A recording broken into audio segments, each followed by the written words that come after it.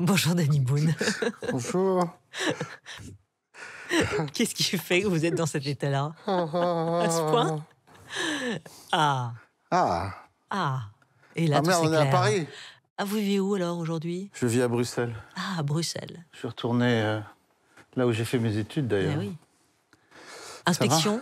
Inspection? Allez-y. Non, Il y a du gel hydroalcoolique à tous les étages c'est pas sympa de dire ça. et des masques. C'est beau, c'est joli cette découverte. Bah oui, c'était Paris, parce qu'on a cru que vous étiez vraiment revenu dans le cœur de la Non, non. cité, mais vous avez Mais je préféré... viens, ça m'arrive hein, de venir ici. D'ailleurs, j'ai pas, alors bon, je vais pas dire du mal des Parisiens, évidemment.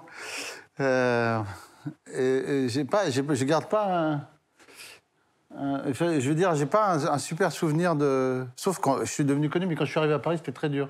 C'est vrai, pourquoi? Parce On que. vous moquait de Non. l'accent? Oh, non, non. Non, mais c'est quand on arrive de. J'arrivais de Belgique et du nord de la France, mais j'avais jamais vécu dans une grande ville, quoi, dans une capitale, une mégapole. Et en fait, il y avait moins de. C'était compliqué les contacts, tout ça avec les gens. La rapidité, l'urgence? Non, mais les gens, il y a le stress, quoi. Le stress, comment ça s'appelle Vous pouvez vous asseoir si vous voulez, C'est Danny vrai. Boone, bien Merci entendu. beaucoup. Là où vous le souhaitez, C'est ça? par exemple. Là, vous êtes confort. Je sens que vous êtes pas mal. Un peu trop. Un peu trop. Vous allez rester 2-3 heures alors. Bon, Danny Boone, on est super content de vous avoir, évidemment.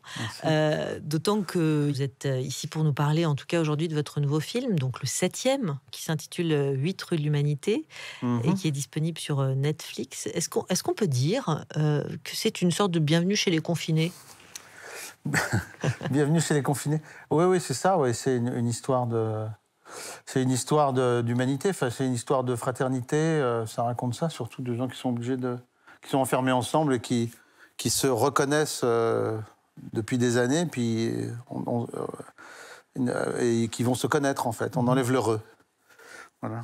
Cette famille qui vont se croiser, se parler, une situation que tous ceux qui vivent en ville ont connue. Vous aussi, vous avez vécu ça?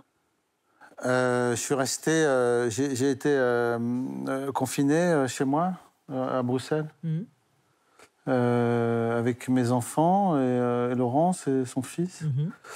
Enfin, sur des longues périodes, quand on gardait les enfants de longues périodes.